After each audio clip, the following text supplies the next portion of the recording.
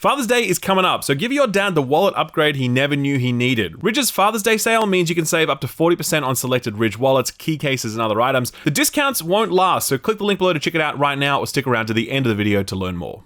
Alrighty, I can finally talk about where I was 2 weeks ago. I was in Seattle, Washington. Sadly, I missed the Aurora Borealis, but I did see something more fun, at least to me. The next and possibly final expansion for Destiny 2, the one titled The Final Shape. Some housekeeping first. I was invited by Bungie, who offered to cover my flights and accommodation, but I declined. I paid my own way instead. That's nothing personal. That's a policy I've put in place for some years now, since I think it results in better coverage when it's my own money on the line rather than the publisher's. It was an unusual visit, to be honest. Usually you go to these things at whatever studio and it's a whole bunch of presentations, followed by a few hours of gameplay and then a lunch, followed by some more presentations and a little more gameplay, and then you're kind of done. Bungie had us in studio for 2 full days, 12 hours a day, and there we got to experience a huge portion of what would be available when the expansion launches in early June. I phrase it that way deliberately because we only experienced the launch content of the expansion. We didn't experience the raid or any of the post-campaign quest chains or secret exotic missions, if they even exist, or any of the other surprises that no doubt await us post-launch. So what did we experience? Well, we saw like half of the campaign missions, plenty of story stuff in there as well, which I won't spoil, don't worry. We got to explore the innards of the Traveler, the new open world space called the Pale Heart, and we got to sample many of the activities that are available there, and believe me, there are a lot. We did some PvP, I smoked Aztecross, he smoked me back like 10 times, but we won't dwell on that. We got to test out over a dozen new exotic weapons and armor pieces. Finally, and most importantly, we got to muck around with Prismatic, the new subclass that is an absolute game changer when it comes to the build crafting potential of Destiny 2. Almost every bit of footage you're seeing here is mine, captured at 1080p. Bungie did review this video prior to it going live, but only to ensure that no narrative or loot spoilers accidentally found their way in. They did not have any editorial input or veto right over anything said in this video. This is not sponsored, except by Ridge Wallet, but I promise you, they do not care what I have to say about the final shape. So with all that housekeeping out of the way, what did I think of the final shape, or more specifically, the parts I played of it? And look, I'll be really honest, I'm not being coy when I say that a hands-on preview with an expansion, even a preview that runs for a full 24 hours, is not enough time to come to any definitive, declarative positions on the quality of that expansion. I saw some things that I really loved, like Prismatic, which is absolutely balls to the wall insane. Even with the shitty, unoptimized build I was running, the genius of Prismatic is that it makes you feel like you're breaking the game, even though you aren't, as the trade-offs inherent in the limited pool of abilities and fragments means that it's a different and more flexible way to play, rather than being a straight-up better way to play. I really love some of the new exotics I experienced, like the reimagined Kavostok, the Golden Gun sniper rifle, and a Titan chest that fires rockets whenever I put up a barrier. That was absolutely sick. I really liked the Pale Heart. I think it's a genuinely new patrol space that we've never experienced before, in no small part because it's a solo instance, meaning that Bungie have been able to more carefully curate and balance content around individuals or fire teams, rather than just 6 or more people who happen to be walking by. And so all of that stuff was great, but then there's stuff like the story, which I wasn't really clicking with, to be honest, but it's impossible to judge a story when you are only seeing small fragments of it, so please do not read too much into that. Similarly, I wasn't blown away by the campaign mission design, since it felt less memorable than that of the Witch Queen, or even some of the high points of Lightfall, but it is possible that part of the reason I felt that way was because the difficulty tuning felt quite off, and playing alongside Datto, we were absolutely dumpstering the legendary difficulty in a way that just wouldn't have been possible in the Witch Queen's campaign at release. But even then, who's to say that the remaining 4 or 5 missions that I haven't played aren't absolute bangers, and that the difficulty doesn't spike to absurd levels to become like a GM Nightfall? I don't know. Previews are just that, previews, and so I embrace with cautious optimism the things that I loved,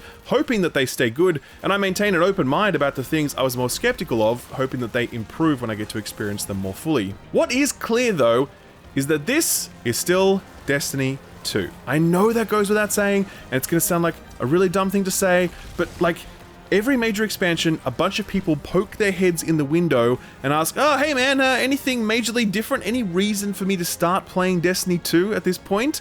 If those reasons exist, I couldn't see them in this preview slice, and in fact, it's kind of the opposite in a weird way. Narratively and even mechanically, the final shape is a culmination of a 10-year journey, and so much of what it seems to be offering is dependent upon already having a connection to what has come before. While that may deliver the familiarity, nostalgia, and closure that veterans are hoping for, it may also alienate those who have not been along for any part of that 10-year ride. And with the future of Destiny 2 so uncertain, there's just a bit of a weird vibe around the final shape, one that makes it very tricky to predict what's in store for the future of this franchise or the studio making it.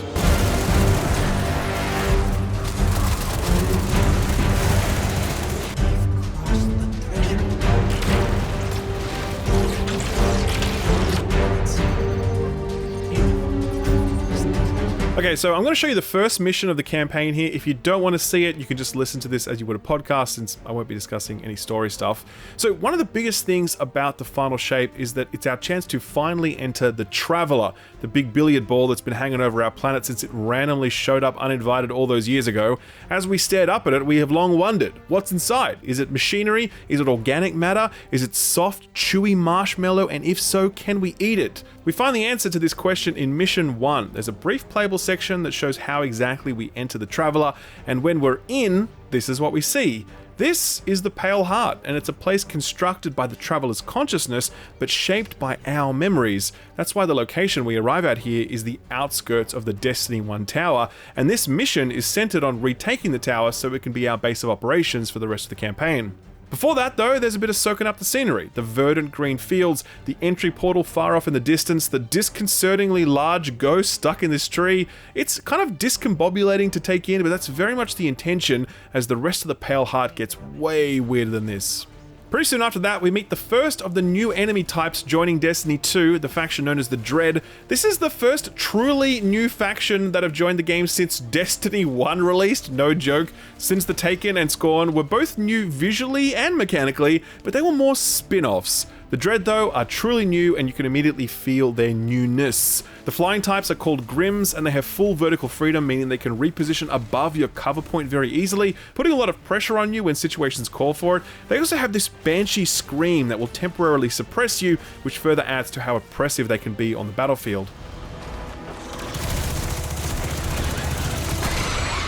In this section, we only needed to kill like 2 wizards to collect some stuff so we can open a door, but we did 3 other main missions after this, which I don't have footage for, and in each of those missions, there were actual mechanics that were very similar to raid or dungeon style mechanics. So in one, we had to kill knights with our weapon fire to generate dark motes and then dunk them in a certain spot, but we also had a relic that we could use to kill knights for light motes, which we then had to dunk somewhere else. Another encounter would see certain enemies drop symbols, and we then need to collect those symbols and run them to the corresponding symbol on the other side of the map. There were other mechanics as well, but the point is, this campaign isn't just demanding damage throughput, it's also trying to make you think, and while that is awesome and I love it, it may also be a little frustrating if your party member is off comms and kind of just running around mindlessly killing shit. Didn't happen to me and Dado, but I'm told it did happen to at least one party containing one famous YouTuber. Not naming any names, jokes, it was Aztec Cross. Anyway, soon after this we're introduced to Prismatic.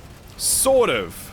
At first, Prismatic is used to pop shields since there's this new mechanic that will turn enemy health bars pink, making them immune to all damage unless you are transcendent. This happens when you're full up on prismatic energy, you press B, you do this little self fist pump thing, and at that point, all damage you deal will immediately pop the prismatic shield, so you can then damage them as per normal. That mechanic did pop up multiple times during the campaign missions that I played. We press on, and that's when we meet the next Dread enemy type, the Weaver, and let me tell you, these guys are properly fun to fight against. They use Strand not only to bind you in place, but also to yeet you across the map.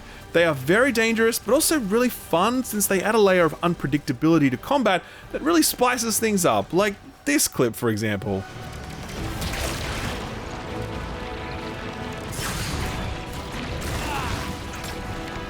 After this, we push our way into the tower proper, only to find the control room where the Vanguard used to hang out, only now it's a little roomier, a little sunnier, and awaiting us at the center is the power of Prismatic.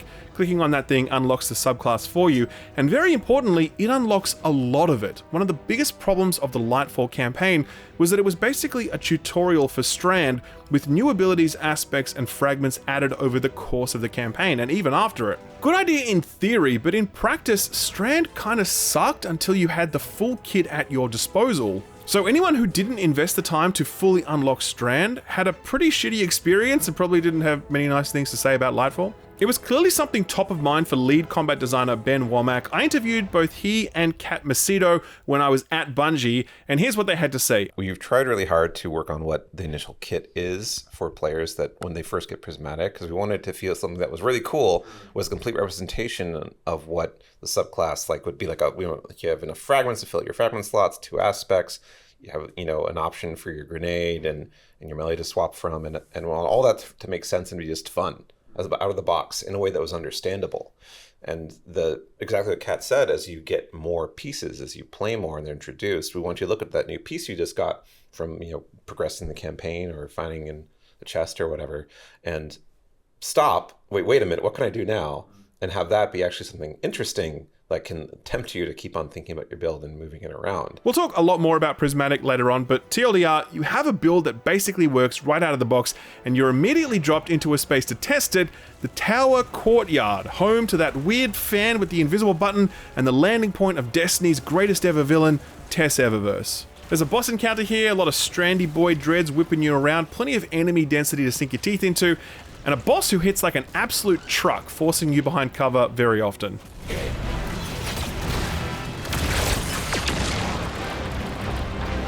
But interestingly enough, this was kind of like the most challenging encounter that we played on the day, despite playing another 3 campaign missions after this. Talked with Dado a lot about this after we were done, and we definitely felt something wasn't quite right in the difficulty tuning department.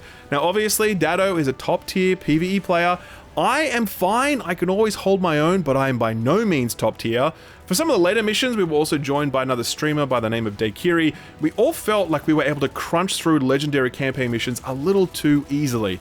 I definitely look back at the Witch Queen campaign and I remember vividly how tough some of that was, like properly difficult in all the right ways. Lightfall had those moments too, I think, though not as many. The final shape didn't seem to serve them up nearly as much. I do suspect that it's a function of just how much power creep has set in since the Witch Queen. Melee Titan, which is what I was playing, is a lot. Conditional Finality is a lot. Commemoration is a lot. And being able to create both Tangles and Diamond Lancers whenever I feel like it, that is a lot. We are so absurdly strong at this point that it's got to be really hard for Bungie to balance around that, and I do hope that later missions deliver challenges that are able to meet us at our level.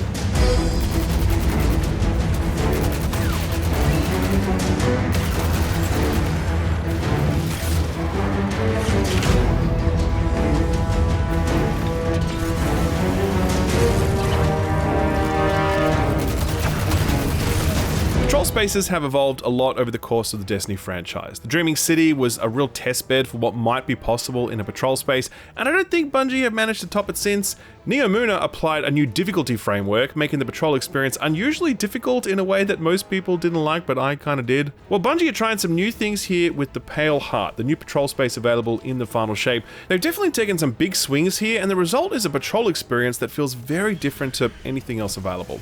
It starts with the visuals. The Pale Heart is divided into roughly 3 segments, the first of which is the outskirts of the tower, and it's kind of that verdant green you saw earlier. The center segment is a kind of transition, the green growth giving way to a more barren brown. At the center of it is the Tree of Silver Wings, or at least something that looks like it. I'll let the lore people talk more about that one. It's here that things start to get a little more abstract. One of the biggest visual design pillars of the Pale Heart is its malformed geometry and architecture. Hands are a really big part of the visual motif. Lots of creepy hands jutting out of the environment or holding up sections of terrain. It's weird, man, it really is. And it lays the foundations for an almost horror style of gameplay you'll encounter in certain open world activities. There's a fair amount of diversity on offer in those open world activities as well. Sure, there's lots of just, straight up killing stuff, but there's also one activity that involves collecting and dunking motes, another one that involves killing wizards who are spread around the far corners of the map. Each of them drop a key that you can then use to unlock a boss at the center. There's another activity that involves holding down plates while dread-type enemies constantly yank you off those plates with their strand tethers.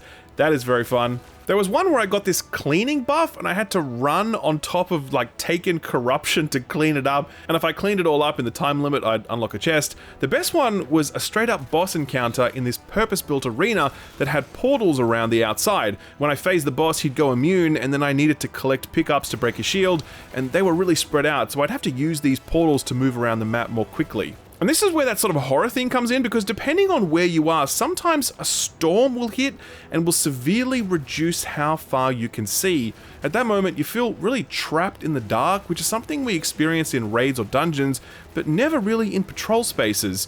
Coupled with the new enemy types who can so easily maneuver around you or just yank you out of cover, the Pale Heart often feels very oppressive, and that's not because of enemy HP like it is in Neomuna, it's because of a number of small interventions that Bungie have made to make the space feel uncomfortable, at least when they want it to be.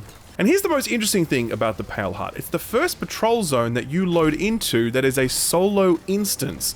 You can bring a fire team with you, and you can matchmake into the overthrow activity, which we'll talk about in a second, but by default, if you load into the Pale Heart, you'll be loading into a private space without any of the dynamic matchmaking that other patrol destinations have. This was a huge surprise to me when expansion lead Kat Macedo mentioned it to me during a playtest, so much so that when she said it to me, I didn't even register it at first, and then I had to go back to her like 5 minutes later and be like, hey, when you said that thing about a solo instance, what did you mean by that? And then she explained it again and I was like, oh, okay, well, that's different. Important to remember that this is optional. You can still play with a fire team or with match-made people if you want to, but having the option of solo play in this space is really nice. Now, while it was never particularly challenging, its tuning did feel engaging. It really did feel like the public event design, enemy health, and enemy density were tuned just right, such that I was relaxed but engaged. And I think this will be a really nice way to play when you just want to kick back and grind out some progress on various stuff. That brings us to the Pathfinder progression. So the bounty system is getting reworked in the final shape. Now there's going to be this Pathfinder map, which you can see here. There's a map for the Pale Heart, but also one for ritual activities like strikes, gambit, and PvP. It resets weekly by default, but you can reset it sooner using Glimmer if you want to grind harder. It gives you various challenges that are very similar to the current bounties and patrol missions. Each tier you complete gives you rewards. Pretty straightforward. A very nice approach given that the bounty system really sucked unless you were using the very handy phone app to purchase your bounties on the fly, but even then it still sucked, and it's good that Bungie are changing it. While you're in the Pale Heart, you're probably going to be doing some overthrow. This is basically an escalating public event that takes place in each part of the Pale Heart.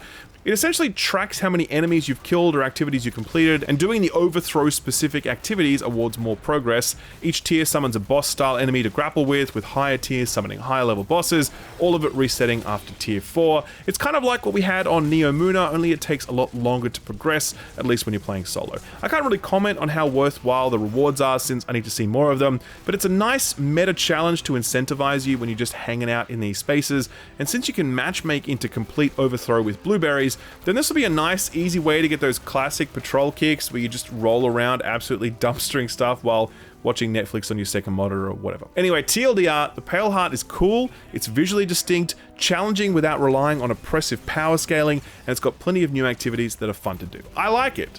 But you know what I love? Prismatic.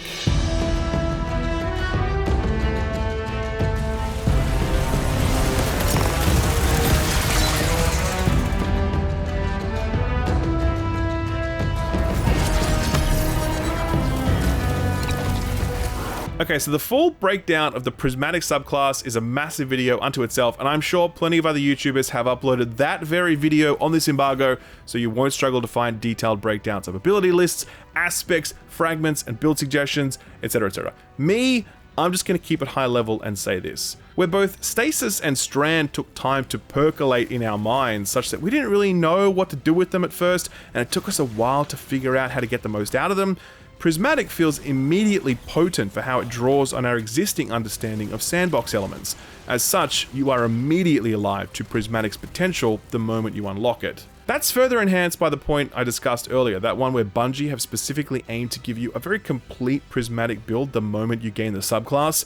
For me, playing on Titan, as soon as I got access to the Prismatic build menu, I had lots of options, and I immediately understood what they did, so I could start build crafting straight away and arrive at a build that was obviously far from perfect, but it was enough to get playing with the power and potential of this subclass immediately, rather than having to wait hours, days, or weeks for the elements of this subclass to be unlocked, or for the community understanding to reach the point where we really knew how to use this stuff properly. All of this is to say that if you are someone who plays Destiny casually, dipping in for each expansion and then dipping out again, I think you're going to find the fun with Prismatic far faster than you did with Strand or Stasis. I also think that the flexibility of Prismatic is going to get more people engaged in the buildcraft side of the game because you're kind of forced to think about it. With other subclasses, that buildcraft depth is there, but you can also just kind of select the basic stuff like a default build, set and forget. With Prismatic, the subclass actually doesn't properly work unless you've really understood what you've selected and why.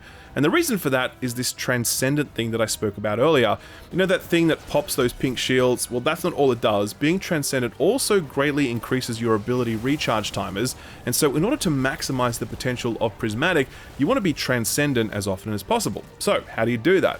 Well, here's where it gets tricky. When you're playing Prismatic, a new UI element appears just below your health bar. When you deal light damage, the left bar charges, and when you deal dark damage, the right bar charges.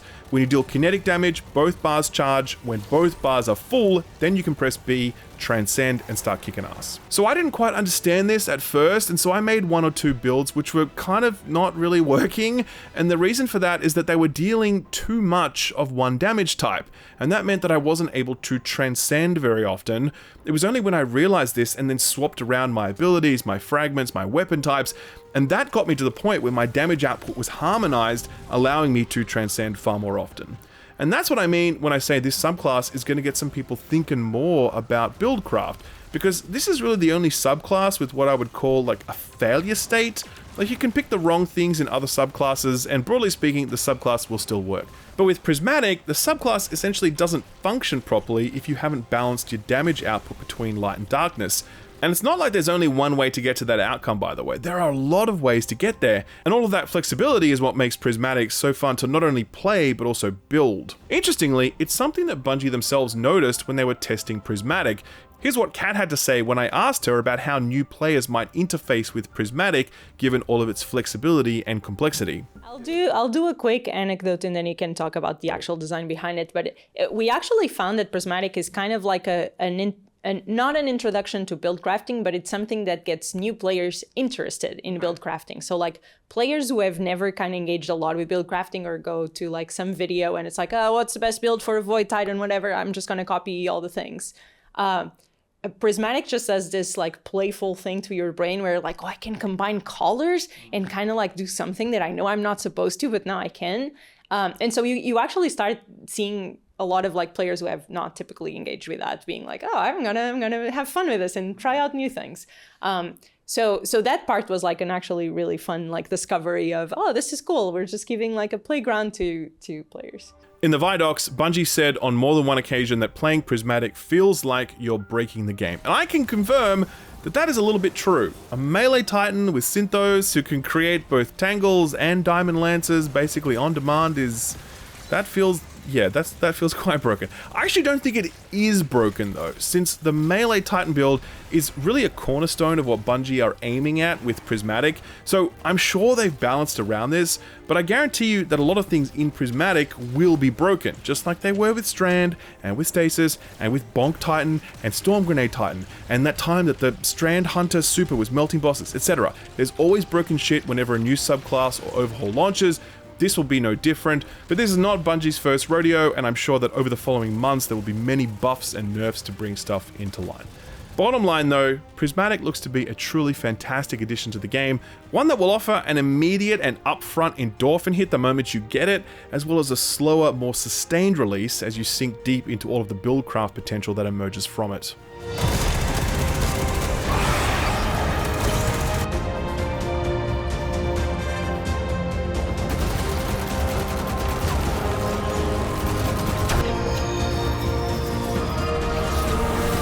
So that's what I played of the final shape while being at Bungie. It was a great visit, plenty of hands-on time with the game. I really did learn a lot. But I tell you what I didn't learn anything about, and that's what's next. What comes after the final shape? And I feel almost frustrated with myself for asking that question, because a preview for an expansion that's not even out yet hardly feels like the right time to be demanding to know what comes next. But it's a really central question when it comes to a game like this, because these games are not one and done offerings. This is not Doom or Dishonored or Metro or whatever. This is a live service MMO light. And when people think about playing a game like this, what they're really thinking about is, am I willing to make an investment in this game versus all of the other games that I could be playing. So you could play this, or you could play Helldivers, or Diablo, or Genshin Impact, or World of Warcraft, or whatever. For each of those games that I just listed, there is a promise, a guarantee almost, that more is coming. Make the investment now because more is on the way soon, and then soon after that, and then soon after that. In the entire time that we've been playing Destiny, from D1 Alpha right through to now, Bungie has always been able to make that same promise to us. We always knew that there was an expansion or sequel on the way, and that gives us the confidence to continue investing in our accounts, in our Eververse inventories, in our social groups that are centered on Destiny, etc. This is the very first time in the history of this franchise where we just don't know what's next. I mean, we know that we have these acts coming or whatever, but they sort of sound like less ambitious seasonal offerings. And then after that, we just don't know. Will Bungie put this game on life support while they focus on Marathon's launch? Are they planning further Destiny 2 expansions? Are they planning the much rumored Destiny 3? And if so, when might something like that arrive? If you choose to start playing Destiny 2 right now, are you picking up a game in its death throes? Or is it one eager to conclude its first saga so that it can begin its second? It's a strange question to raise in a preview, but it's one I couldn't get out of my head, as it will ultimately define how we talk about the final shape to others. Do we ask our friends to invest in Destiny 2 if Bungie themselves do not have plans to continue that investment? Bungie are in a tough spot because they can't answer that question right now, and so they have to let the final shape speak for itself in a way that no other expansion has had to.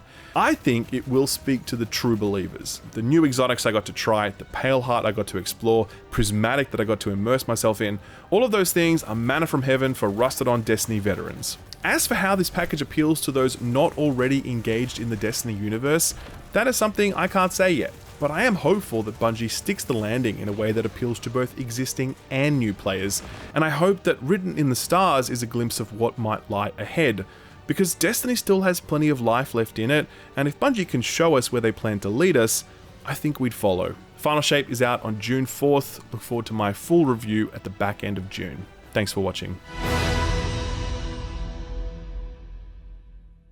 Hello!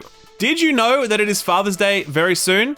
Well, depending on where you live, obviously. But my video analytics tell me that if you're watching this video, you probably live in a place where Father's Day is very soon. So question, have you organized a gift for dad? If not, may I suggest you check out this video's sponsor, Ridge, and their incredible lineup of wallets and key cases for the modern man, or just for your dad. You know, either one, that works too. This is a Ridge wallet. There are many like it, but this one is mine. They come in a whole bunch of colors, like too many colors to even count, as well as a whole bunch of materials, including leather and actual titanium. Customizing the exact look and feel of your Ridge wallet could not be easier. But what is the Ridge wallet? Well, it's an actual wallet designed to, replace your normal leather wallet that you've been carrying around for like 30 years, or those Velcro ones that we used to carry around when we were teenagers. Remember those? They were not good. The Ridge wallet is designed to carry your cards and cash in a sleek, stylish, and damn near indestructible package that is so much smaller than your average wallet and so much more comfortable to carry around in your pocket. It's also very technologically enabled. So it has RFID protection, meaning it protects you from like those skimming attacks that can happen with credit cards these days. But also, the thing I love about it most is that, do you see this little bubble thing here? This is an add-on that you can get for your Ridge wallet. And what it does is it lets you put an air tag on it. And that means that you will never lose your wallet ever again. I don't lose my wallet outside, but I lose my wallet around the house all the time. And so now, whenever I have lost my wallet, I can just like ping it, and all of a sudden, boom, I find it. It is unbelievably good. I would never ever replace this feature. There's no way. But there's other things too, like they just released a new MagSafe variant, which allows you to magnetically clip your Ridge wallet to the back of your phone for added safety and convenience. I just got sent that actually, and it literally just clips to the back of your phone, and boom, could not be easier or more convenient than that. So that's the wallet, which totally rules, but that's not all. There's also the key case, which is this thing right here. The messy clump of keys I used to have in my wallet is gone, replaced by a single case that has all my keys in it. It too comes in a range of colors just like the wallet, and it too is sleek and way more comfortable to carry around than having all of those loose keys stabbing into my thigh all the time. Let me put it this way. I started using Ridge wallet like 4 years ago, And there's absolutely no way I would ever go back to one of the classic leather wallets ever again, no matter how fancy they are. Like, it's just not something that appeals to me at this point. The convenience of this, the size, the durability, the technology that I'm able to attach to it, or the RFID protection, all of it just means that it has everything that I need as a wallet. And yeah, man, this is it. The wallet problem is now solved for me. It's done. It's lock it in. So if you think your dad might be up for something like that, or maybe just you want to spoil yourself, then head over to ridge.com/skillup, link below the like button. There you'll be able to see Ridge's Father's Day sale, giving you up to 40% off selected items. That discount will only be available for a limited time though, so if you are interested, then be sure to get in quick. That's ridge.com/skillup, link below the like button. Thank you, Ridge, for sponsoring the video, and thank you for watching it.